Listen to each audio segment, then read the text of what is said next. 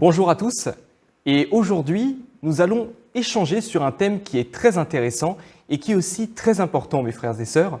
On va parler du mystère de l'incarnation, autrement dit, de l'incarnation de Dieu.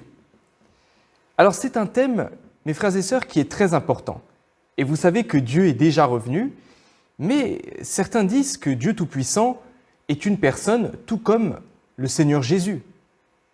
Et donc, du coup, il a été condamné comme le Seigneur Jésus l'a été à l'époque. Et pourquoi ils ont été condamnés, que ce soit le Seigneur Jésus lors de sa première venue, aujourd'hui, dans les derniers jours, lorsqu'il est revenu? C'est parce que les gens ne comprenaient pas la vérité de l'incarnation et ne connaissaient pas Dieu. Cette vérité est donc très importante et aujourd'hui, nous allons communiquer à ce sujet. Alors, nous allons d'abord effectivement essayer de voir un fait. Tout le monde le sait, la parole se faisant chair, le fait que la parole se fasse chair, c'est un grand mystère que personne n'a été capable de comprendre depuis 2000 ans. Lorsque le Seigneur Jésus est apparu et a travaillé, les croyants juifs de l'époque n'ont pas compris la vérité de l'incarnation. Et bien qu'ils aient entendu les paroles du Seigneur Jésus, qu'ils aient pu voir ses miracles, pu voir son œuvre de près, ils ont même vu beaucoup plus que ce qu'on a pu voir. Alors, malheureusement, ils ont quand même suivi les pharisiens. Et ils ont même coopéré pour amener le Seigneur Jésus jusqu'à la croix, et ils ont été des complices de sa crucifixion. Alors, de façon claire, quelle a été la conséquence? C'est qu'ils ont été punis par Dieu. Et ça nous montre un fait qui est clair, c'est que si nous ne connaissons pas le Dieu incarné, si on ne comprend pas ce mystère de l'incarnation, on risque véritablement de se retrouver dans les mêmes circonstances que nos prédécesseurs juifs, qui étaient donc vraiment, eux, les croyants de l'époque, et on risque de commettre l'erreur fatale de clouer Dieu sur la croix une nouvelle fois en lui résistant, en le jugeant et en calomniant l'œuvre qu'il est venu accomplir. Donc, véritablement, vous voyez que c'est un sujet qui est très important parce que le Seigneur Jésus, aujourd'hui, il est revenu. Et du coup, il est le Fils de l'homme. Il est le Dieu incarné. Il est l'incarnation de Dieu. Donc, de façon très concrète, nous pouvons voir que nous devons absolument éviter de suivre les traces des Juifs et de condamner le Seigneur. Vous voyez que c'est un point qui est capital et c'est pour ça que maintenant, tous ensemble, on va essayer de comprendre qu'est-ce que l'incarnation. Qu'est-ce que l'incarnation de Dieu? Alors, mes frères et sœurs, j'espère que vous êtes prêts. La parole de Dieu Tout-Puissant révèle très bien ce mystère et vous allez voir effectivement que dans notre réunion d'aujourd'hui, on va essayer de vraiment comprendre cet aspect en profondeur, à l'aide des paroles de Dieu Tout-Puissant. Allons-y mes frères et sœurs, prenons donc le premier point de l'échange du jour. Alors, on va essayer effectivement de regarder l'incarnation, l'Esprit de Dieu se fait chair. L'Esprit de Dieu devient un être humain. L'Esprit de Dieu se fait chair. Qu'est-ce que ça veut bien dire? Alors, lisons les Écritures, mes frères et sœurs, et nous commencerons par le livre de Jean, avec ces versets qui sont peut-être assez connus de certains, et pour d'autres, c'est peut-être une découverte. Alors, on va essayer de se plonger tous, effectivement, dans ces écrits. Au commencement était la parole, et la parole était avec Dieu, et la parole était Dieu. Et la parole a été faite chair, et elle a habité parmi nous, pleine de grâce et de vérité, et nous avons contemplé sa gloire, une gloire comme la gloire du Fils unique venu du Père. Lisons un passage des paroles de Dieu Tout-Puissant. Le sens de l'incarnation est que Dieu apparaît dans la chair et qu'il vient œuvrer parmi les hommes de sa création, revêtus de chair. Ainsi, pour que Dieu soit incarné, il doit d'abord être fait de chair, une chair avec une humanité normale. Ceci, tout au moins, doit être vrai. En fait, l'implication de l'incarnation de Dieu est que Dieu vit et œuvre dans la chair. Dieu, dans son essence même, devient chair, devient un homme. Extrait de l'essence de la chair habitée par Dieu, la parole apparaît dans la chair. Dieu Tout-Puissant dit : le Christ, avec l'humanité normale, est une chair dans laquelle l'esprit se réalise, possédant l'humanité normale, la raison normale et la pensée humaine. Être réalisé signifie que Dieu devient homme. L'esprit devient chair. Pour le dire clairement, c'est quand Dieu lui-même habite une chair avec une humanité normale et par la chair de l'humanité normale exprime son œuvre divine. C'est ce que signifie être réalisé et qui signifie aussi être incarné. Alors, mes frères et sœurs, je vous laisse un petit peu apprécier cette belle image qui nous montre un petit peu plus ce qu'était en tout cas la première incarnation de Dieu, et ça peut nous donner une image un peu plus précise sur ce qu'est l'incarnation.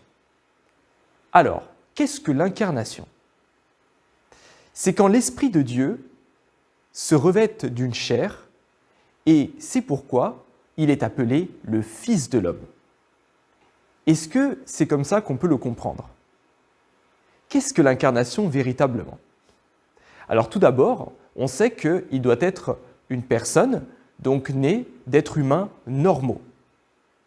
Deuxièmement, on sait que c'est Dieu lui-même qui est manifesté dans une chair humaine normale. Et troisièmement, on sait que c'est Dieu qui se revêt de chair et devient un homme. Donc ça, de façon très concrète, c'est la signification du Fils de l'homme. Donc le Fils de l'homme est le fait, effectivement, que Dieu s'incarne dans une chair et devient un homme ordinaire, d'apparence. Alors, effectivement, nous savons que, à l'origine, Dieu est un esprit, et il est donc au ciel. Et nous autres humains, nous ne pouvons absolument pas le voir ni le toucher. Donc, effectivement, quand on dit que Dieu se fait chair, qu'est-ce que ça veut dire de façon concrète ? Eh bien, on peut voir que d'après les paroles de Dieu Tout-Puissant, c'est quand l'incarnation, c'est quand Dieu revêt une chair et devient un être humain normal, ordinaire, vivant parmi les hommes de sa création. Il est une personne tout à fait normale. Si vous le rencontrez, vous ne verrez rien de différent par rapport à un autre être humain ordinaire. Il n'a rien de transcendant. Il est comme nous, habillé, vêtu, donc nourri de la même façon que nous, ayant une famille, des sentiments normaux, tels que la peine, la joie, la tristesse, toutes ces choses que les êtres humains ordinaires ont effectivement dans leur humanité. Et donc c'est pour ça que quand on le voit, il a l'air très ordinaire. C'est pour ça que les Juifs avaient beaucoup de mal à accepter. Ils disaient « mais c'est pas possible cette personne, mais il est tout à fait ordinaire, il est normal ». Mais il y a une différence. Alors quelle est cette différence, mes frères et sœurs ? C'est qu'il a une essence divine. Et donc, il est Dieu lui-même dans la chair. Il peut exprimer le tempérament de Dieu, il peut exprimer tout ce que Dieu a et est. Il peut exprimer toutes les vérités que l'humanité n'a jamais entendues. Et il peut ouvrir une nouvelle ère, chose que tout être humain normalement constitué dans ce monde est absolument incapable de faire. Et donc vous voyez qu'il peut réaliser l'œuvre du salut complet de l'humanité. Vous voyez qu'en réalité, Personne n'en est capable. C'est pour ça que le Seigneur Jésus était capable d'être cloué sur la croix et de racheter l'humanité. Mais pourquoi, effectivement, même Pierre, qui a été pendu la tête à l'envers, ne pouvait pas racheter l'humanité? Il n'était pas l'Esprit de Dieu dans une chair. Il n'était qu'un être humain ordinaire. Alors, pour donner un petit exemple, on va voir quelque chose de très concret. Je pense que tout le monde voit, vous voyez de l'eau. Hein, tout le monde voit l'eau. Et l'eau, bon, effectivement, d'après les scientifiques, on pourrait lui donner l'appellatif H2O. Donc, l'eau, de façon véritable, elle peut être liquide. On peut la boire, elle peut couler de la source, elle peut être liquide. Mais l'eau peut également être, si on la met effectivement dans un endroit très froid, voire gelé, elle se transformera en glace. Donc, on voit que l'eau peut avoir deux formes différentes. Donc, elle peut être sous forme liquide, comme solide, elle peut même être sous forme gazeuse. Si vraiment il y a de la chaleur, etc. Donc, vous voyez que l'eau peut avoir trois formes différentes. Mais au final, est-ce que l'essence ne reste pas la même? Au final, si on regarde la constitution de la glace, donc des matières gazeuses, hein, effectivement, hein, quand l'eau s'évapore, ou quand effectivement l'eau est liquide, ça reste de l'eau. Il n'y a aucune autre essence que celle de l'eau. C'est simplement que la forme change. Et donc, de la même manière, lorsque Dieu est au ciel, il est esprit. Mais quand il vient sur terre, il se fait chair. Vous voyez, simplement, sa forme change suivant là où il se déplace. Et au final, de façon très concrète, c'est pour ça qu'on parle de l'incarnation de Dieu, qui est en fait le fait de Dieu qui vient directement sur terre. Voilà mes frères et sœurs. Est-ce que tout le monde comprend un petit peu mieux avec cet exemple à l'appui? Tout le monde voit un petit peu mieux? Amen. Rendons grâce à Dieu. Amen. Alors, effectivement, donc, pour résumer, hein, la forme de Dieu peut changer, mais son essence ne change absolument pas. Hein. Donc, vous voyez que c'est très concret. Et on va prendre un autre exemple hein, qui est l'or. Hein. Vous voyez que, par exemple, nos sœurs hein, peuvent, et même ceux qui sont mariés, hein, vous avez certainement des alliances en or. Nos sœurs portent certainement des boucles d'oreilles ou des petits bijoux en or. Et on peut voir que c'est une forme. Donc, elle peut avoir la forme d'une boucle, la forme d'une bague. Voilà. Mais également, l'or peut avoir la forme d'un lingot. Comme l'or peut être sous forme d'un minerai. Mais au final, peu importe la forme, on dira toujours c'est de l'or. Donc l'essence ne change pas, mais la forme le peut. Hein, donc c'est un peu pour synthétiser, mes frères et sœurs, donc cet exemple. Rendons grâce à Dieu. Alors, mes frères et sœurs, j'espère que tout le monde a pu bien comprendre ce premier point, le fait de l'incarnation. Qu'est-ce que l'incarnation? Donc on a bien compris, c'est quand l'Esprit de Dieu se fait chair, vient parmi les hommes de sa création pour œuvrer et prononcer des paroles de vérité afin d'accorder le salut à l'humanité. Maintenant, nous passons au deuxième point. Alors c'est un point qui est très important. Vous allez voir, ça va nous aider à comprendre qui était le Seigneur Jésus à l'époque et qui est Dieu Tout-Puissant aujourd'hui, parce que quand on parle de l'incarnation, ce n'est pas simplement la première incarnation, mais c'est bel et bien les deux incarnations. Donc à la fois Dieu Tout-Puissant qui est le Seigneur Jésus revenu dans les derniers jours, mais également le Seigneur lors de sa première venue. Alors ce point, on va effectivement le regarder ensemble, et c'est le Dieu incarné, s'appelle le Christ, et le Christ doit posséder une humanité normale et une divinité complète. Toutes deux sont indispensables. Alors là, il y a deux mots-clés, deux notions qu'on va vraiment explorer. C'est d'une part, effectivement, l'humanité normale, hein, le fait effectivement que le Christ a une humanité normale, ce qui le rend très semblable à tout autre homme ordinaire.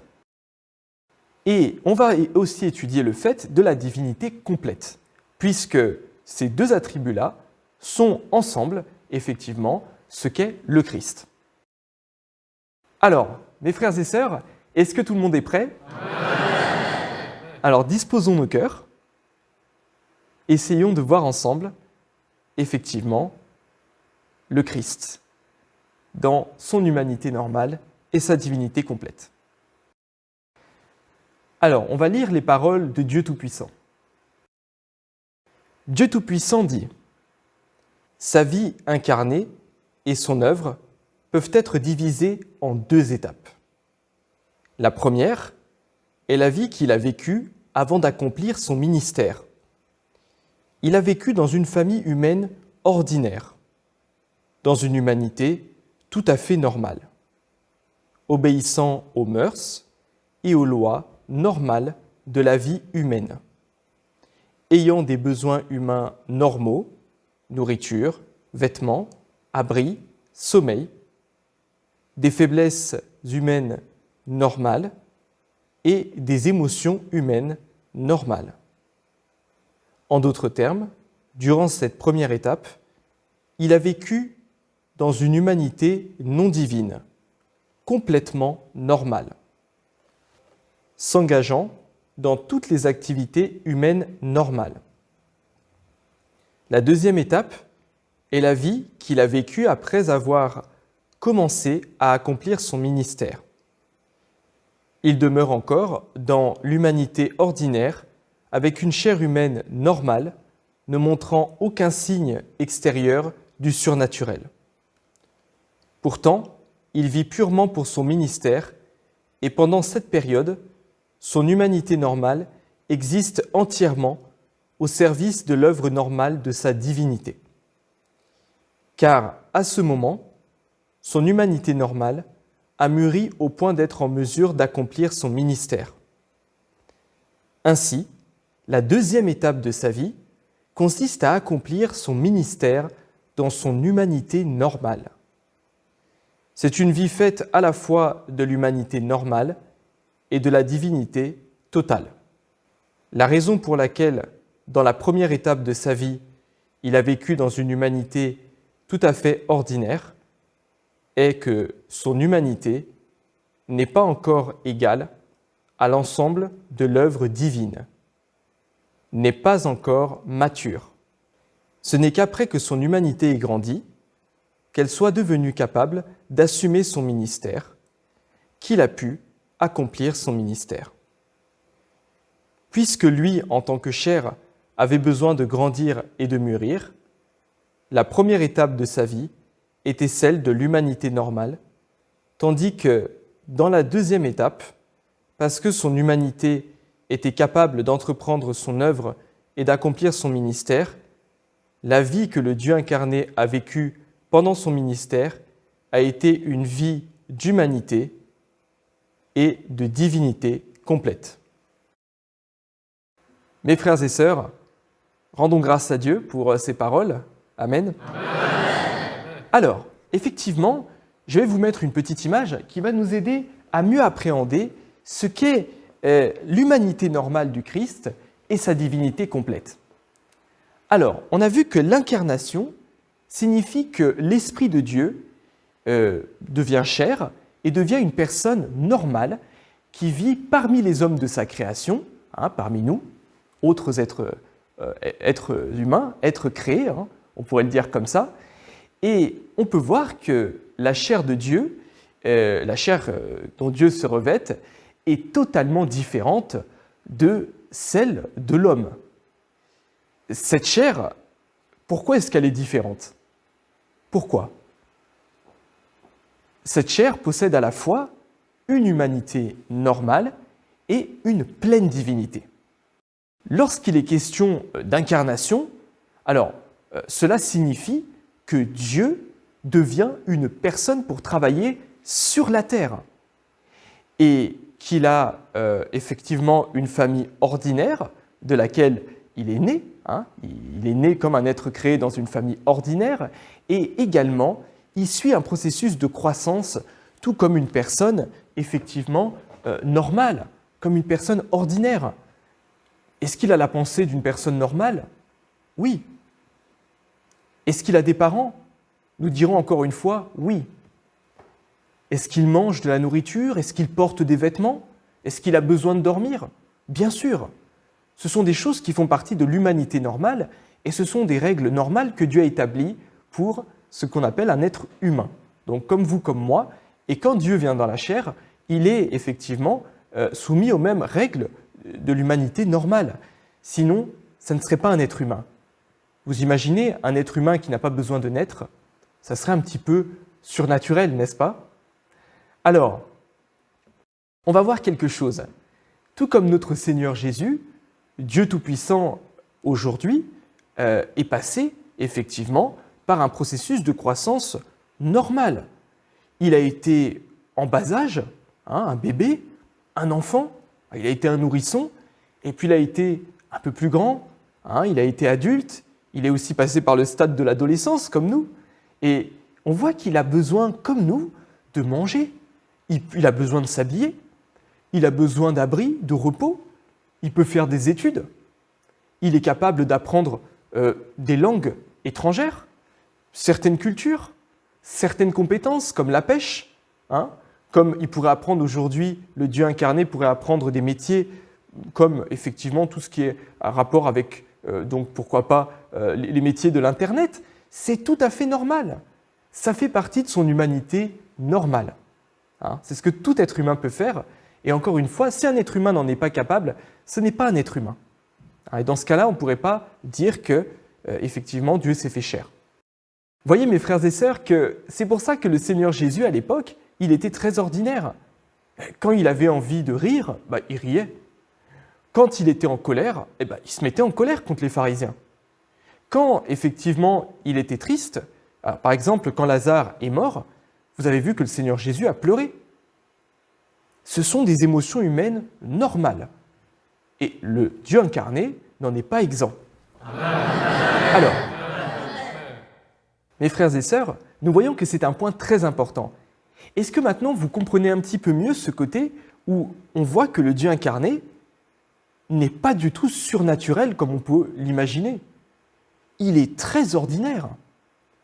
Tellement ordinaire que, à l'époque, le Seigneur Jésus, quand les gens le voyaient, ils disaient « mais c'est le fils du charpentier ».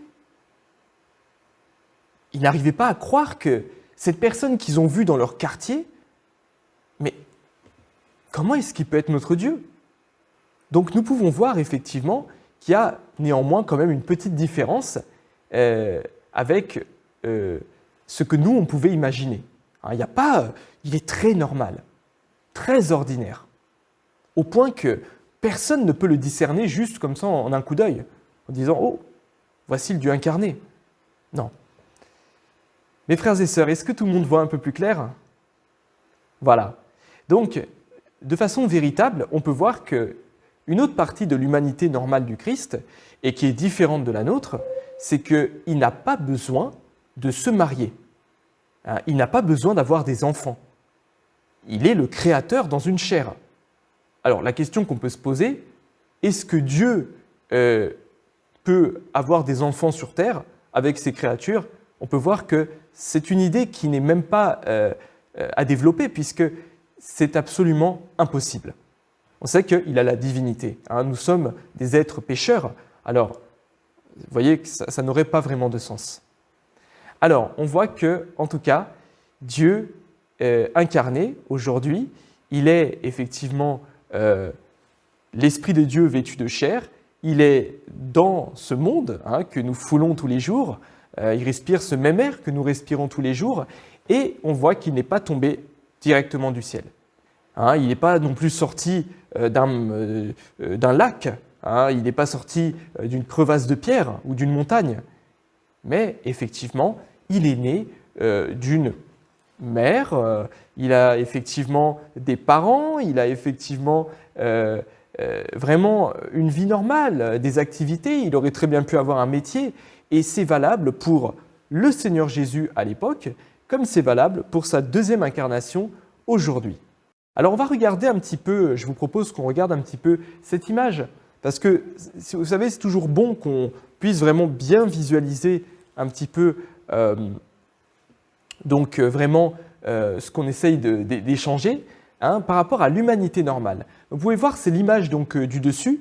Et donc, qu'est-ce qu'on voit dans l'humanité normale, mes frères et sœurs? qu'est-ce que nous voyons?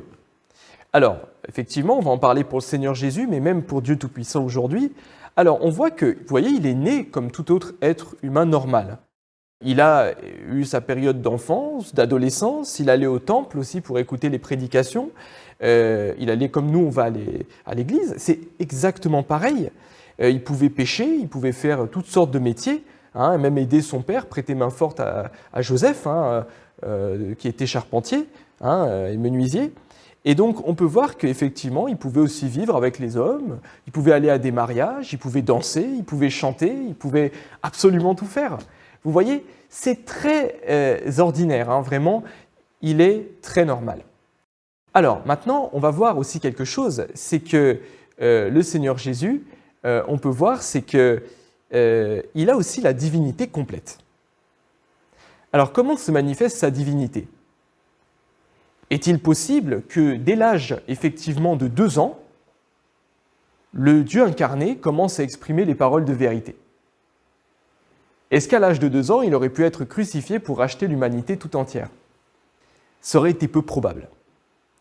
Parce qu'effectivement, nous voyons que, on a vu hein, vraiment, il a l'humanité normale. Un enfant de 2 ans qui ferait ce genre de choses, ça serait trop surnaturel. Ça ne serait pas humain, de façon concrète. Mais néanmoins, on sait que le Dieu incarné, il a la divinité en lui. Donc la divinité, elle est cachée en lui.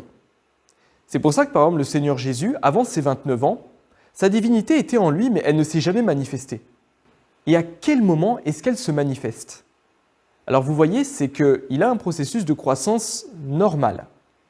Donc, une fois que son humanité est suffisamment mûre, viendra donc maintenant l'étape où sa divinité qui était dissimulée en lui va commencer naturellement à s'exprimer.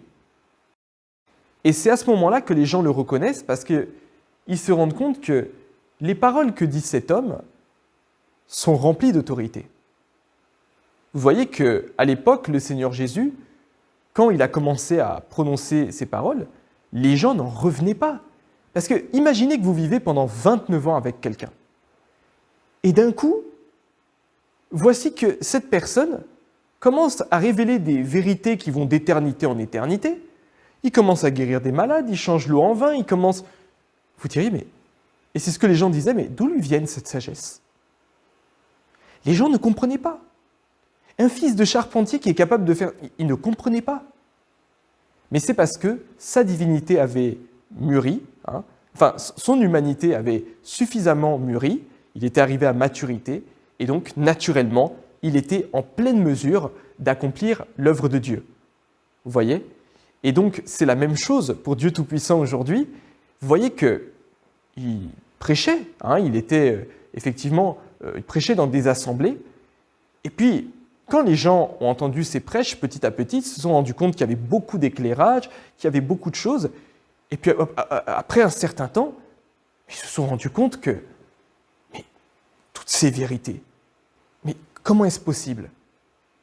Et quand il a prêché le mystère de l'incarnation, c'est là où les gens ont compris, oh, ce n'est pas un confrère ou une sœur, hein, vraiment, c'est pas un frère hein, qui est effectivement éclairé, mais c'est le Christ lui-même.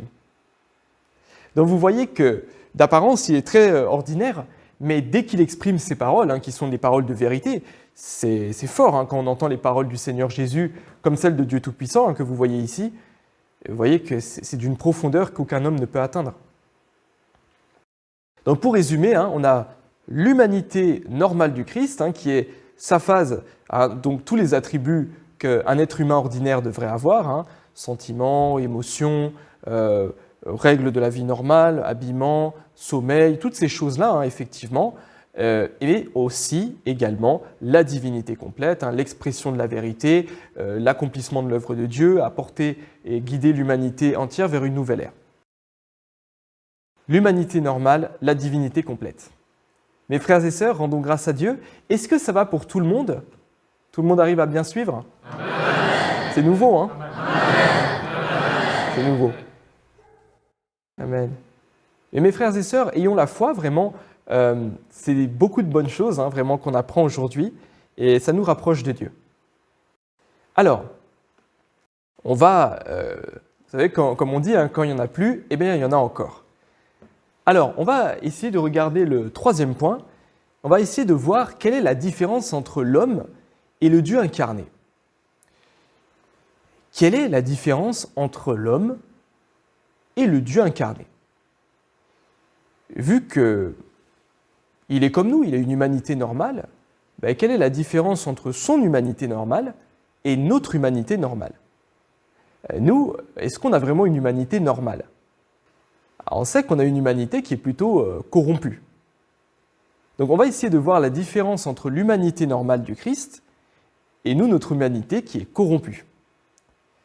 Alors effectivement, nous savons que le Christ y participe à toutes les activités humaines normales et de façon très concrète, c'est qu'il est l'incarnation de Dieu. Et il vient parmi nous pour sauver l'humanité, pour nous sauver vraiment, et pour vivre dans le monde des hommes, de façon très concrète. Donc on va voir, en regardant les paroles de Dieu, cette différence entre son humanité normale et notre humanité à nous qui est corrompue. Alors, mes frères et sœurs, on va lire les paroles de Dieu Tout-Puissant. Dieu Tout-Puissant dit « Certains soutiennent que Dieu incarné ne peut être considéré comme possédant une humanité normale que s'il a une femme, des fils et des filles, une famille. Ils disent que sans cela, il n'est pas une personne normale. Alors je te demande, Dieu a-t-il une femme? Est-il possible pour Dieu d'avoir un mari? Dieu peut-il avoir des enfants? Est-ce que ce ne sont pas là des idées fausses? Est-ce que ce ne sont pas là des idées fausses? Or, le Dieu incarné ne peut pas jaillir d'une crevasse entre deux rochers, ni tomber du ciel. Il ne peut qu'être né dans une famille humaine normale. C'est pourquoi il a des parents et des sœurs. C'est là ce que doit présenter l'humanité normale du Dieu incarné. Dieu Tout-Puissant dit « La chair revêtue par l'Esprit de Dieu est la propre chair de Dieu. L'Esprit de Dieu est suprême. L'Esprit de Dieu est tout-puissant. Il est saint et juste. Par conséquent, sa chair est également suprême et également toute puissante, sainte et juste. Une telle chair est seulement capable de faire ce qui est juste et bénéfique pour l'humanité, ce qui est saint, glorieux et puissant, et est incapable de faire quelque chose qui viole la vérité, la moralité et la justice. Encore moins de trahir l'Esprit de Dieu. L'Esprit de Dieu est saint. Et donc Satan ne peut pas corrompre sa chair. Sa chair est d'une essence différente de la chair de l'homme. Car c'est l'homme qui est corrompu par Satan, non Dieu. Et la chair de Dieu ne peut absolument pas être corrompue par Satan. Ainsi, en dépit du fait que l'homme et le Christ demeurent dans le même espace, seul l'homme est dominé, utilisé et piégé par Satan. Le Christ, en revanche, est toujours impénétrable par la corruption de Satan, car Satan ne sera jamais capable de monter jusqu'au lieu du Très-Haut et il ne s'approchera jamais de Dieu. Amen.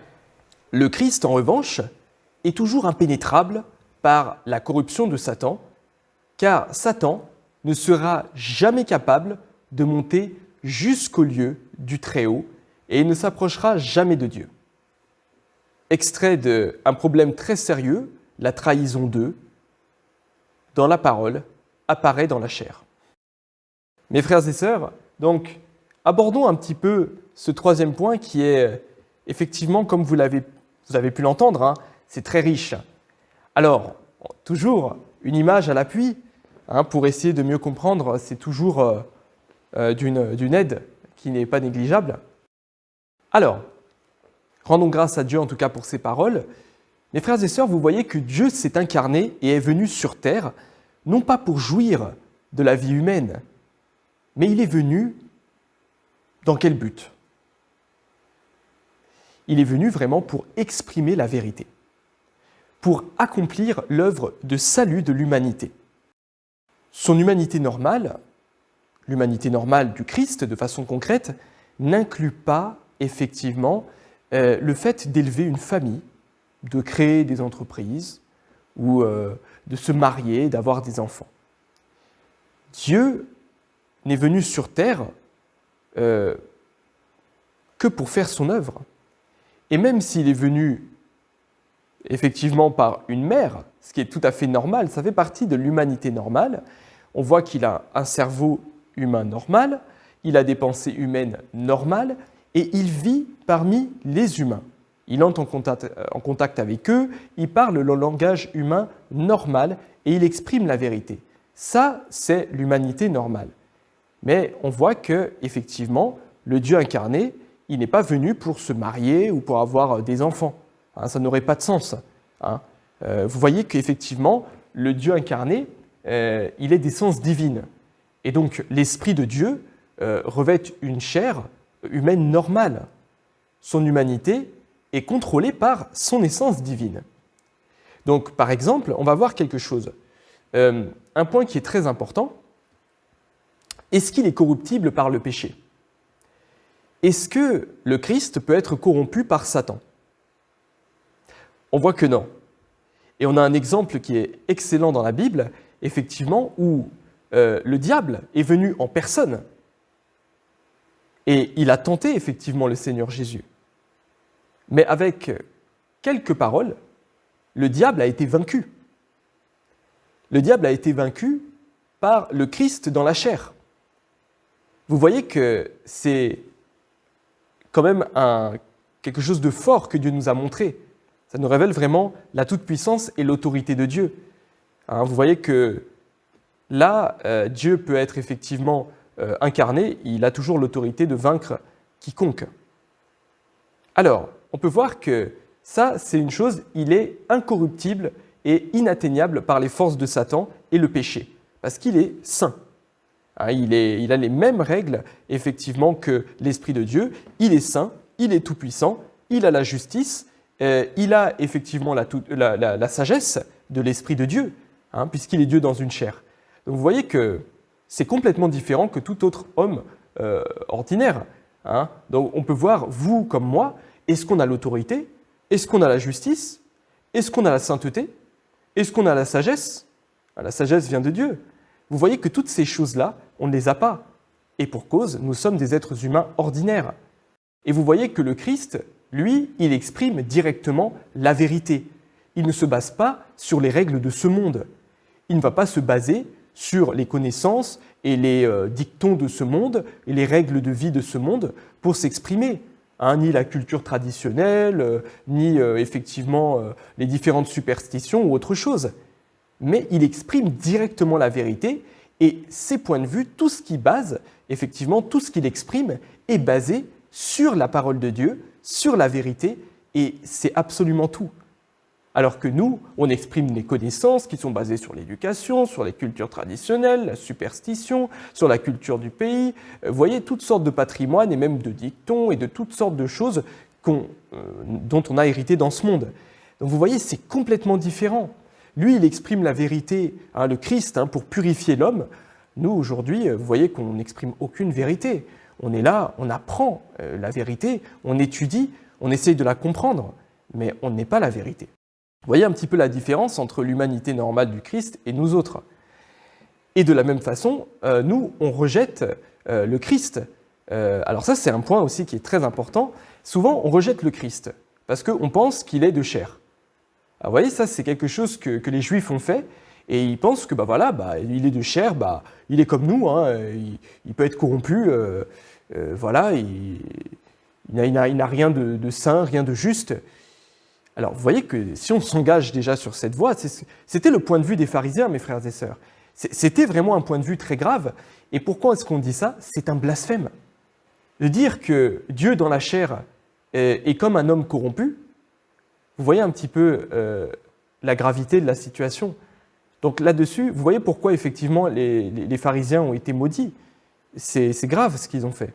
De prendre le Dieu incarné comme un être corrompu, Ils y sont quand même allés fort, hein. Ils n'y sont pas allés de main morte, comme on le dit. Alors, mes frères et sœurs, effectivement, il y a un autre point qu'on va essayer de regarder. Quelle est effectivement la différence maintenant entre l'essence du Dieu incarné et celle des hommes? Alors, vous voyez que ça va un peu dans la même logique, hein. Là, on a vu la différence entre l'humanité normale du Christ et notre humanité à nous qui est corrompue, et on peut être corruptible par Satan. On l'a vu avec Judas, hein, qui a été capable pour quelques pièces de trahir le Christ, alors que vous voyez que le Seigneur Jésus, face à la mort, lui, pouvait rester ferme. Donc, vous voyez un peu la différence, hein, vraiment, c'est complètement différent. Et puis, on est corrompu, hein. Nous, on a du péché, mais lui, il est saint. Maintenant, il faut qu'on voit un petit peu aussi donc, ce point, hein, sur la différence entre l'humanité, effectivement, entre le Dieu incarné et donc nous autres. Alors, mes frères et sœurs, est-ce que ça va pour tout le monde? Alors, comment pouvons-nous connaître le Dieu incarné, qui vit parmi nous, alors que d'apparence, il est comme nous autres? C'est vrai que quand on le regarde, il est vraiment semblable à un homme ordinaire. Regardez un petit peu cette image, on voit bien effectivement qu'il est un homme tout à fait ordinaire. Alors comment effectivement est-ce qu'on peut le distinguer, le discerner d'un autre être humain? Quelle est la différence? Vu que, encore une fois, cette différence ne se fait pas sur son apparence, puisqu'il est un être humain ordinaire, mais elle se fait au niveau plutôt de son essence intrinsèque. Donc, c'est-à-dire que cette différence, elle ne réside pas dans sa chair, mais plutôt au niveau de son esprit. Nous, on est des esprits humains normaux, des êtres créés, mais lui, il est l'Esprit de Dieu. Alors, mes frères et sœurs, lisons les paroles de Dieu Tout-Puissant pour mieux comprendre cet aspect. Vous allez voir, c'est toujours de nouvelles lumières. Dieu Tout-Puissant dit « Parce qu'il est un homme qui possède l'essence de Dieu, donc il est au-dessus de tout humain créé, au-dessus de tout homme qui peut accomplir l'œuvre de Dieu. Et ainsi, parmi tous ceux qui ont une enveloppe humaine comme la sienne, parmi tous ceux qui possèdent l'humanité, c'est seulement lui qui est le Dieu incarné lui-même. Tous les autres sont des êtres humains créés. Bien qu'ils aient tous l'humanité, les êtres humains créés ne sont rien d'autre que des hommes, tandis que le Dieu incarné est différent. Dans sa chair, non seulement il a l'humanité, mais surtout sa divinité. Puisque Dieu devient chair, son essence est une combinaison d'humanité et de divinité. Cette combinaison est appelée Dieu lui-même sur la terre. Extrait de l'essence de la chair habitée par Dieu, la parole apparaît dans la chair. Dieu Tout-Puissant dit « Ce n'est pas difficile d'étudier une telle chose, mais cela exige que chacun d'entre nous connaisse cette vérité. Celui qui est l'incarnation de Dieu doit avoir l'essence de Dieu, et celui qui est l'incarnation de Dieu doit avoir l'expression de Dieu. Puisque Dieu se fait chair, il doit apporter l'œuvre qu'il doit faire, et puisque Dieu se fait chair, il doit exprimer ce qu'il est et doit être capable d'apporter la vérité à l'homme, de donner la vie à l'homme et de montrer le chemin à l'homme. La chair qui ne contient pas l'essence de Dieu n'est sûrement pas le Dieu incarné. Il n'y a pas de doute à ce sujet. Pour savoir si c'est la chair du Dieu incarné, l'homme doit le déterminer à partir du tempérament qu'il exprime, ainsi que par ses paroles. Autrement dit, l'on devrait s'appuyer sur son essence pour savoir si, oui ou non, c'est la chair de Dieu incarné, et si oui ou non, c'est le vrai chemin. Et ainsi, en déterminant si oui ou non c'est la chair de Dieu incarné, l'important est de prêter attention à son essence, son œuvre, ses paroles, son tempérament et beaucoup plus, plutôt que sur l'apparence extérieure.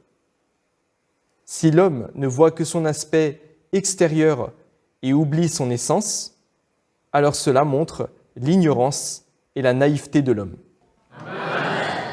Amen. Voilà, mes frères et sœurs. Alors, on va effectivement lire. Après cette lecture, après avoir lu ces paroles, on va plutôt essayer d'échanger et de méditer en même temps pour mieux comprendre effectivement que quand Dieu effectivement s'incarne, il y a vraiment quelque chose qui est fort. Cette chose-là, c'est la grande différence qu'il existe entre lui et nous.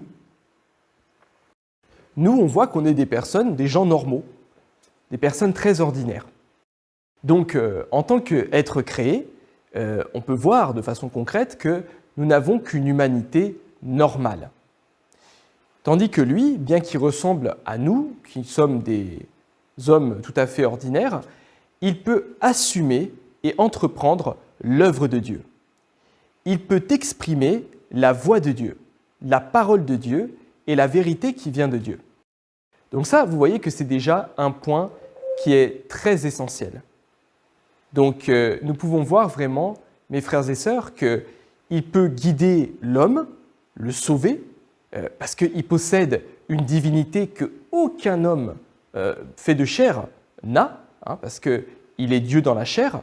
Et donc cette pleine divinité lui permet d'assumer complètement l'œuvre de Dieu. Vous voyez que c'est pour ça que de façon très concrète, la divinité de Dieu, cette pleine divinité, fait référence à l'être de Dieu. Ça veut dire que, vous voyez, quand le Seigneur disait « Moi, je suis dans le Père et le Père est en moi », ou « Moi et le Père, nous sommes un », c'est que véritablement, ce qu'il exprime, c'est le Père. Ce qu'il exprime, c'est l'être de Dieu. Ça veut dire la justice, la sainteté, l'autorité. Vous voyez ? Donc, on peut voir qu'il a la sagesse de Dieu, il a l'omnipotence de Dieu et il a vraiment la puissance de Dieu. Vous voyez que cette chair, c'est vraiment le Dieu concret, c'est-à-dire c'est Dieu qui se matérialise dans une chair, qui vient sur terre pour faire son œuvre. Donc, vous voyez que nous tous qui sommes des croyants, on est vraiment complètement différents.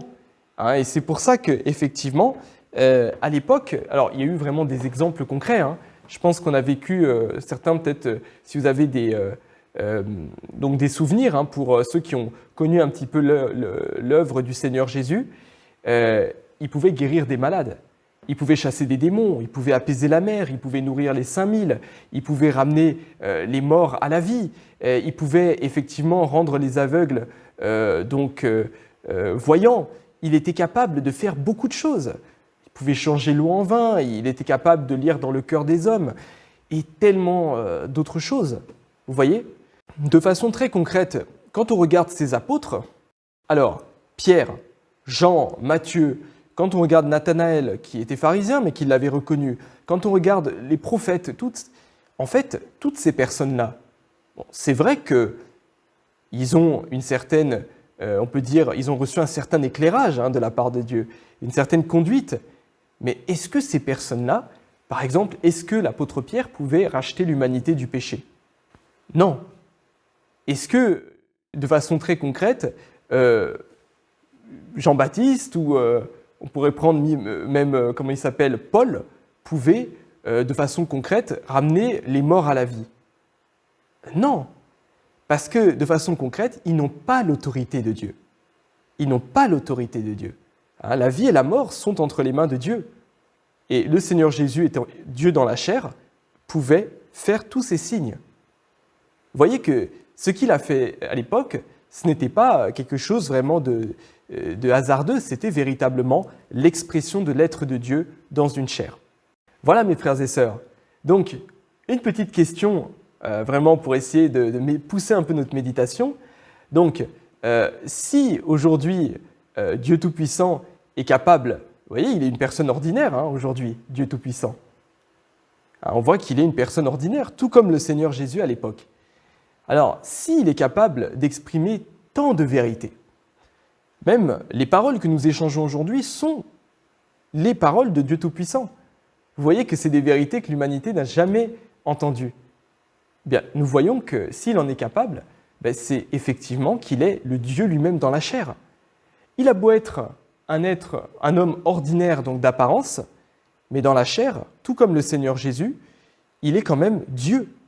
Parce que les paroles qu'il révèle, vous voyez bien avec ce qu'on étudie, c'est des choses qu'aucun homme en 2000 ans n'a pu exprimer.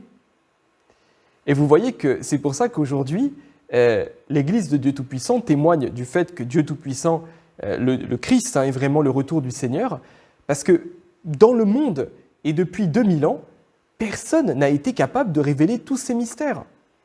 Personne n'a été capable d'ouvrir une nouvelle ère après l'ère de la rédemption. Personne n'a été capable de purifier des gens. Pourquoi, depuis l'arrivée de Dieu Tout-Puissant, on a des personnes qui disent « je commence effectivement à perdre le péché qui est en moi, je commence à être libéré de ma corruption, je commence à mieux connaître Dieu ». Comment expliquer ça alors qu'en 2000 ans, il n'y a jamais eu de tels témoignages? Vous voyez que c'est effectivement le fait que Dieu soit venu se faire chair. En dehors de Dieu Tout-Puissant, aujourd'hui, personne n'est capable d'entreprendre l'œuvre de Dieu. Est-ce qu'un pasteur, est-ce qu'un grand chef religieux est capable d'emmener l'humanité tout entière dans le royaume des cieux? Eux-mêmes sont pécheurs. Comment pourraient-ils conduire d'autres pécheurs? Donc véritablement, seul le Christ en est capable. Et là encore, ça nous montre l'importance du fait de l'incarnation de Dieu. Donc les êtres humains, nous sommes toujours des êtres humains. Nous n'avons pas l'identité de Dieu.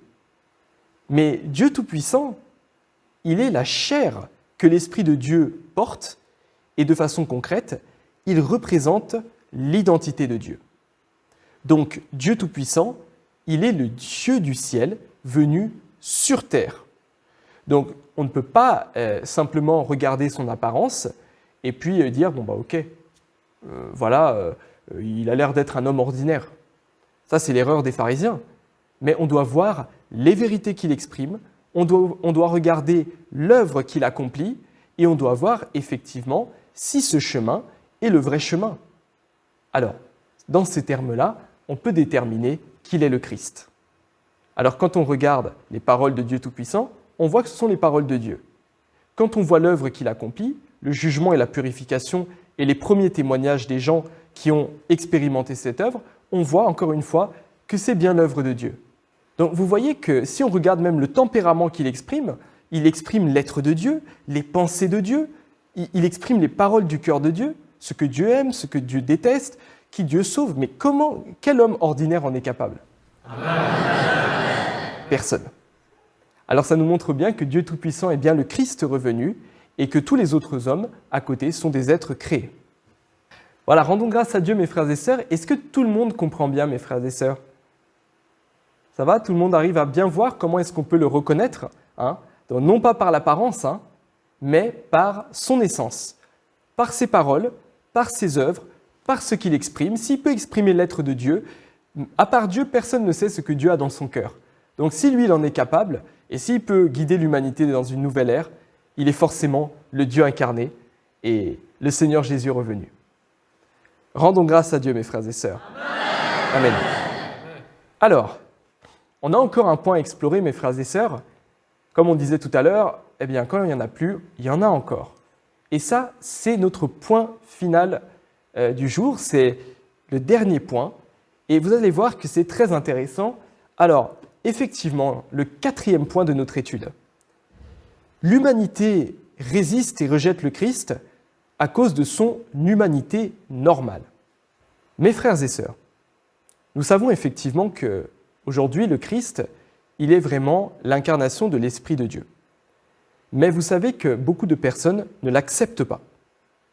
Beaucoup de personnes le rejettent et ne veulent pas accepter le fait que Dieu se soit fait chair. Et à l'époque, c'était déjà le cas.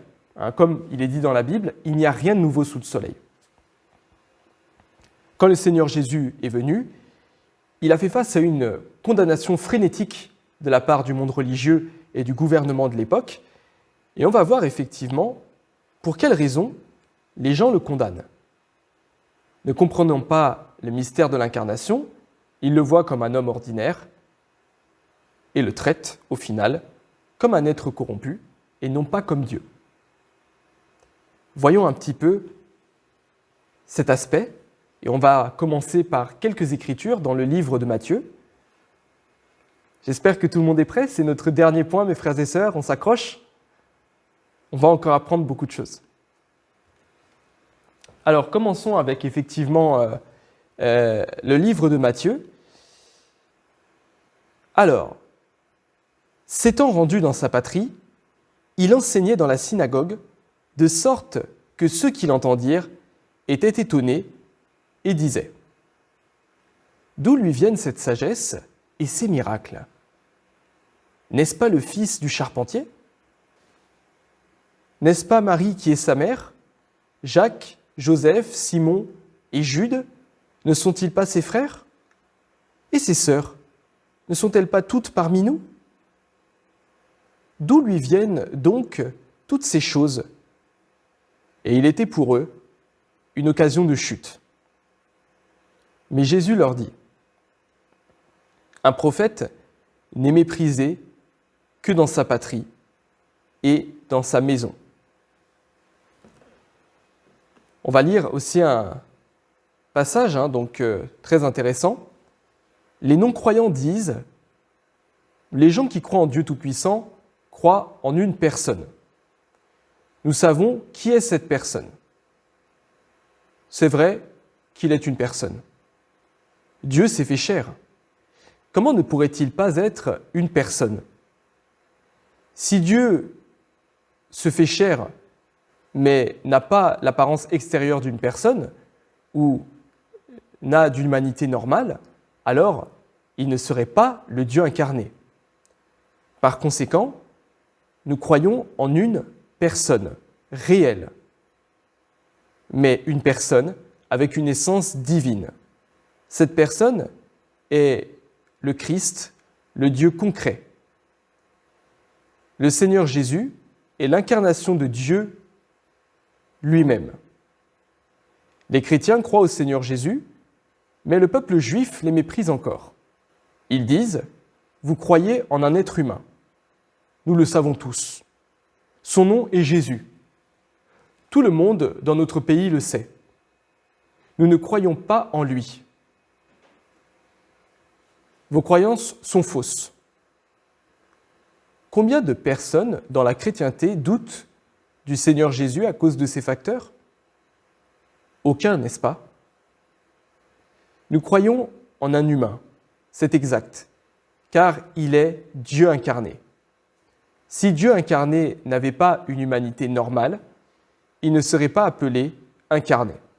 Les anges sont des corps spirituels, mais nous ne croyons pas aux anges.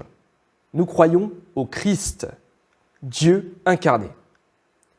S'il n'était pas une personne, comment cela fonctionnerait-il ? Il doit être une personne. S'il n'était pas une personne incarnée, n'aurait aucun sens. S'il n'était pas une personne incarnée, n'aurait aucun sens. Il ne serait pas Dieu incarné. Amen.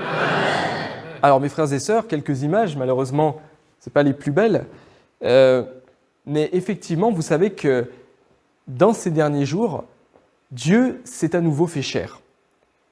Et certaines personnes qui n'ont pas accepté l'œuvre de Dieu Tout-Puissant ont même répandu effectivement des rumeurs selon lesquelles Dieu Tout-Puissant incarné est une personne. Ils ont fabriqué effectivement toutes sortes de rumeurs et de conspirations en disant que effectivement voici l'adresse de Dieu Tout-Puissant. Ils disent que Dieu Tout-Puissant a des frères et sœurs et ils ont même condamné donc Dieu Tout-Puissant. Hein. Vous voyez que c'est les mêmes procédés, je dirais presque ignorants et détestables que les Juifs ont utilisés. Ils attaquent son humanité normale. Vous voyez que ce sont les mêmes propos. Parce que, de façon très concrète, quand les pharisiens sont venus à l'époque, alors, non, le Seigneur Jésus, il est né en Judée, il a une famille normale, son père est charpentier, voilà ses frères, voici ses sœurs, voici sa mère. Alors pour eux, c'était vraiment suffisant pour dire qu'il n'est pas Dieu. Ah, il est comme nous, il s'habille comme nous, il mange comme nous, il a des émotions comme nous, il est un être humain comme nous, il n'a rien de transcendant. Alors pour eux, non, ça ne peut pas être Dieu. Ça, ils ne peuvent pas accepter en fait. Et donc du coup, vous pouvez voir que de façon très concrète, que vraiment, ils ne voyaient pas, ils ne comprenaient pas le fait de son humanité normale, mais effectivement de sa divinité complète. En final, quand on regarde le Seigneur Jésus à l'époque, il était une personne très normale. Et ça fait partie de l'humanité normale du Christ. Mais de façon concrète, on ne peut pas dire non plus qu'il n'est qu'un homme comme le commun des mortels. Pourquoi ? Parce qu'il a effectivement la divinité. Et on peut voir quelque chose de façon concrète. Est-ce qu'à l'époque, effectivement, les Juifs se sont attaqués à sa divinité? Est-ce qu'à l'époque, les pharisiens ont dit « Ah, regardez ces paroles, ce sont des paroles extraordinaires, même s'il est un être humain, c'est vrai qu'il exprime quand même les paroles de l'Éternel. » De la même façon, est-ce qu'aujourd'hui, on a des personnes qui nous disent « Ah écoutez, c'est vrai, voici effectivement Dieu Tout-Puissant, c'est vrai qu'il est un être humain ordinaire d'apparence, mais depuis 2000 ans, jamais personne n'a pu révéler autant de paroles, autant de mystères, et n'a pu effectivement révéler les secrets du cœur de Dieu. » Est-ce qu'ils disent ce genre de choses ? Précisément, non. On peut regarder et voir les choses de façon très concrète. Depuis que le Seigneur Jésus est revenu, depuis que Dieu Tout-Puissant a commencé son œuvre, il a exprimé des millions et des millions de paroles. Il a accompli l'œuvre du jugement. Il a commencé la purification de l'humanité dans ces temps de la fin, accomplissant le jugement commençant par la maison de Dieu, comme prophétisé dans la Bible. Les paroles qu'il a exprimées, l'œuvre qu'il a accomplie, mais est-ce qu'il y a une seule personne en 2000 ans qui a été capable d'accomplir une telle œuvre ? On se le demande. Et quand on y réfléchit, on voit que personne. Mais Satan veut nous faire croire qu'il a une humanité normale, alors ne croyez pas en lui. Voici ses frères, voici ses sœurs, voici son adresse, alors ne croyez pas en lui. Alors nous voyons que ce sont des accusations graves, ce sont des blasphèmes, et c'est réfuter l'œuvre et la manifestation de Dieu. Et qu'est-ce que ça crée ? Ça crée de la confusion dans le cœur des gens, et ça permet aux gens de mettre un pas directement pour aller en enfer. Parce que quand on croit de telles rumeurs, eh bien effectivement, on ne croit plus en la parole de Dieu. Mais on se met à spéculer, on se met à douter, on se met à suivre toutes les paroles que le diable vient nous dire. Beaucoup de Juifs à l'époque ont suivi le Seigneur Jésus. Beaucoup. Mais dès qu'ils ont entendu les rumeurs, ils ont effectivement tous renoncé au Seigneur et ils ont renoncé au salut. Et vous voyez que derrière, qui était derrière toute cette mise en scène ? Qui a dit effectivement que le Seigneur Jésus n'avait jamais eu de résurrection ? Qui a créé tous ces mensonges ? Ce sont les pharisiens d'apparence. Mais qui est derrière tout ça ? C'est bien sûr le diable. Et c'est ça qu'ils n'ont pas compris. C'est que le diable était derrière. Donc mes frères et sœurs, nous voyons qu'on doit faire très attention. On ne doit pas se baser simplement sur le fait que « oh, il a une humanité normale ». Ça fait partie de l'incarnation, c'est très normal. Mais on doit vraiment se baser sur l'œuvre, les paroles et effectivement le tempérament qu'il exprime, ce qu'il est capable de révéler. Si tout ça est la manifestation de Dieu, on ne peut pas douter. Donc, véritablement, on doit avoir la résolution dans notre cœur de dire « mais peu importe s'il a une humanité normale, s'il peut exprimer des vérités pour me purifier, s'il peut me conduire au royaume des cieux, s'il peut me rapprocher de Dieu et me libérer du péché, je crois en lui. » Et c'est ce que Pierre avait répondu. Il avait dit « mais il faut obéir à Dieu plutôt qu'aux hommes. » Où est-ce que les hommes vont nous emmener ? Vous n'avez qu'à voir ce qui se passe aujourd'hui dans beaucoup d'églises. Mais où est-ce que le Christ va nous emmener ? Là, mes frères et sœurs, en se posant les bonnes questions, on peut arriver aux bonnes réponses et on peut surtout emprunter le bon chemin. Est-ce que ça va pour tout le monde, mes frères et sœurs? Très bien. Alors, on a bientôt fini notre développement et effectivement, on va voir un petit peu que toute l'apparition et toute l'œuvre de Dieu sont véritablement difficiles, à la fois pour Dieu, mais aussi pour ceux qui suivent Dieu, parce qu'il y a plein d'embûches vraiment sur ce chemin vers le royaume. C'est un chemin qui est rocailleux. Vous savez qu'effectivement, c'est comme quand le Seigneur Jésus est venu il y a 2000 ans, il a été condamné non seulement effectivement par le gouvernement romain, par effectivement les Juifs, par la communauté religieuse. Ça a été véritablement une bataille sans précédent, sans oublier bien sûr Satan qui tirait les ficelles derrière. Et donc, vous voyez qu'à cause de ça, la plupart des gens ont commencé à douter et à faire des fausses déclarations, à dire que voilà, même les apôtres du Seigneur sont effectivement des sectaires. Paul avait été traité de chef de la secte des Nazaréens. Le Seigneur Jésus, on disait qu'il chassait les démons au nom du prince des démons. Mais comment est-ce que Dieu pourrait venir faire l'œuvre du diable? Voyons un petit peu à quel point ces propos sont grossiers et détestables. Ça n'a même aucun sens. Alors, vous voyez qu'ils ont inventé de nombreuses rumeurs. Et tout ça, c'est pour faire perdre aux gens le salut. Ce que les gens ne voient pas, c'est que derrière ces bouches, derrière ces petites mains, derrière ces titres, ces statuts, c'est le diable qui œuvre directement. Et quand on écoute ces paroles-là, c'est la chute directe en enfer. Vous voyez que les Juifs ont été maudits à cause de ça, pendant 2000 ans. Alors, on peut voir qu'effectivement, à l'époque, ils ont dit « Ah oui, alors, il est le fils du charpentier, il est une personne ordinaire, et puis c'était suffisant pour condamner le Seigneur Jésus et le clouer sur la croix. » Vous voyez un petit peu là à quel point leur folie les a poussés à commettre quelque chose d'odieux, c'est-à-dire la crucifixion du Dieu incarné, donc Dieu lui-même. Et pire que ça, ils se sont vraiment opposés au Seigneur de la création. Dans les derniers jours, malheureusement, l'histoire se répète.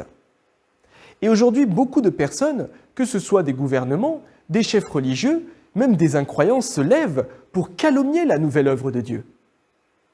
Ils disent que Dieu Tout-Puissant est une personne ordinaire, que effectivement, tous ceux qui prêchent l'évangile de Dieu Tout-Puissant ne sont pas des personnes fiables, ne sont pas de bonnes personnes. Vraiment des calomnies bien plus grandes même que cela, mais je n'ai pas envie effectivement de vous faire entendre des vilaines choses. Et de façon concrète, on peut voir que beaucoup de croyants ne connaissent pas Dieu et ne connaissent pas les principes face auxquels on peut vraiment rester ferme dans notre foi, face à ces accusations du diable. Et c'est pour ça qu'on va souvent regarder l'apparence, souvent se dire, mais tiens, est-ce que vraiment c'est véritablement vrai? Ah, est-ce que, oui, j'ai vu telle information, je pense que c'est pas si vrai que ça. Ah, j'ai entendu mon pasteur, ou j'ai entendu effectivement mon proche ou mon ancien qui m'a dit que tu devrais te méfier, alors je devrais me méfier de Dieu. Vous voyez un petit peu où est-ce que ça peut mener? Je devrais me méfier de Dieu. Est-ce que Dieu est venu pour tromper les hommes ou pour les sauver? Qui de Dieu ou de l'homme est le plus fiable?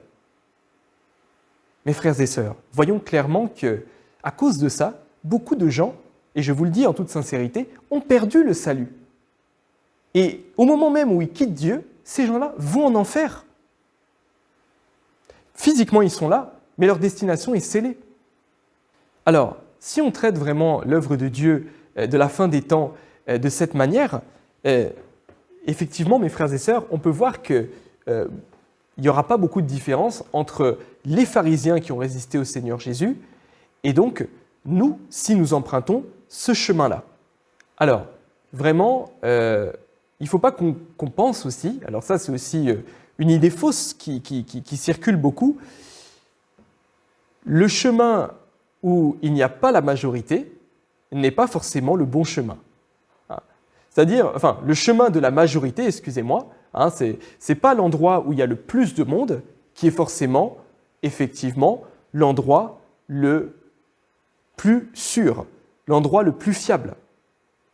Le lieu où se rassemble la majorité n'est pas forcément l'endroit et la place où se tient la vérité. Mais le Seigneur Jésus nous avait dit que prenez le chemin étroit. Peu le trouvent, mais c'est le chemin qui mène à la vie. Vous voyez que même si aujourd'hui beaucoup de gens calomnient la nouvelle œuvre de Dieu, eh bien, nous sommes quand même sur le droit chemin. Et tôt ou tard, effectivement, ça se vérifiera. Et ceux qui s'y opposent s'en rendront compte, vous savez, mieux vaut tard que jamais. Et la vérité, on dit souvent que la vérité prend l'escalier, alors que le mensonge prend l'ascenseur. Donc, vous savez, le mensonge arrive toujours en premier, mais la vérité arrive tôt ou tard, et généralement, comme on le dit, il y a 99 jours pour le voleur, 1 jour pour le propriétaire. Donc Dieu aura le dernier mot, et si nous le suivons, eh bien effectivement, nous pourrons hériter des bénédictions. Mais si, de façon tragique, on suit effectivement les mensonges et qu'on se contente d'écouter ce que disent les autres, « Ah oui, tiens, tu devrais te méfier, ça ce n'est pas un bon chemin, etc. »« Ah oui, je vais me méfier. » Si effectivement quelqu'un nous dit « Ah oui, il y a mon pasteur qui m'a dit que toute nouvelle œuvre de Dieu n'est pas une vraie. Ah oui, non, je vais me méfier. » Ah là, vraiment, vous voyez qu'on n'a pas la bonne attitude. Ça veut dire qu'on ne se tourne même pas devant Dieu, on n'écoute même pas la parole de Dieu, mais on écoute des hommes. Et si on écoute des hommes, alors comme disait le Seigneur Jésus, laissez-les, ce sont des aveugles qui suivent des aveugles. Hein, et donc, ils tomberont tous deux dans une fosse. Donc, mes frères et sœurs, voyons que le Dieu incarné, aussi normal que soit sa chair, eh bien, il est quand même celui qui exprime la vérité dans les derniers jours et celui qui nous permet d'obtenir la vérité et d'obtenir la perfection de Dieu. Alors, peu importe ce que l'on voit dans les médias, peu importe ce que l'on voit et ce qu'on entend par les gens, ah oui, non, ce n'est pas conforme à la Bible, non, ce n'est pas conforme à ceci, ce n'est pas conforme à cela. Vous savez, le diable a toujours beaucoup d'arguments pour contrer la vérité. Mais vous verrez que jamais il vous dira « Oui, je suis d'accord avec toi, c'est un bon chemin, suis ». Il peut même faire venir votre meilleur ami et votre meilleur ami vous dira « Ce n'est pas le bon chemin ». Et si on n'a pas de discernement à ce moment-là, qu'est-ce qui se passe? Eh bien, on suit notre meilleur ami. Alors c'est vrai qu'on aura satisfait notre meilleur ami, mais on se sera tiré une balle dans le pied. Quand on le dit de façon assez vulgaire, comme façon de dire qu'on se sera condamné. Mes frères et sœurs, aujourd'hui, nous devons voir que aujourd'hui, le Seigneur est revenu, c'est pour nous sauver, c'est pour nous conduire dans le droit chemin. Et même si le Christ aujourd'hui que nous suivons a l'air d'être une personne ordinaire, à la fin, ce qu'on recevra de lui, c'est la vérité, la vie, la purification et l'entrée dans le royaume, mais plus important, l'approbation de Dieu. Est-ce que l'approbation de Dieu est importante? Est-ce que plaire à Dieu est plus important que de plaire aux hommes?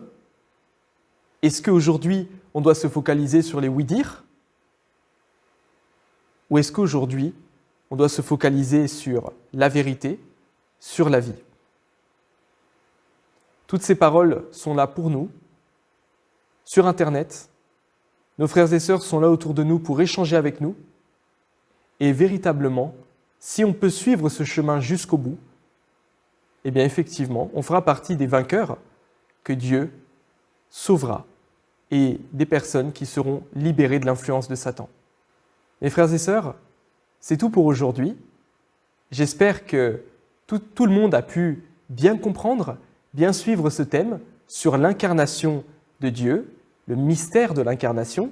Et on parle bien des deux incarnations, la première il y a 2000 ans, et Dieu Tout-Puissant dans ces temps de la fin. Et ainsi, mes frères et sœurs, nous espérons de tout cœur, effectivement, que vous pouvez étudier davantage les paroles, effectivement, relire davantage les paroles de Dieu, les échanger avec vos frères et sœurs, et surtout, garder un principe, quand on croit en Dieu, on doit écouter la parole de Dieu, pas ce que disent les hommes, pas ce que disent effectivement ce que dit quelqu'un parce qu'il a de l'influence, ou ce que disent les rumeurs ou sur Internet. Vous ne savez pas par qui le diable pourra passer pour vous empêcher de suivre Dieu. Donc le seul en qui vous pouvez croire, c'est Dieu, et surtout, on doit vraiment échanger avec nos frères et sœurs. Rendons grâce à Dieu, que la paix du Seigneur soit avec vous, et on se retrouve pour un autre épisode, un autre sujet sur les paroles de Dieu Tout-Puissant. Amen. Amen.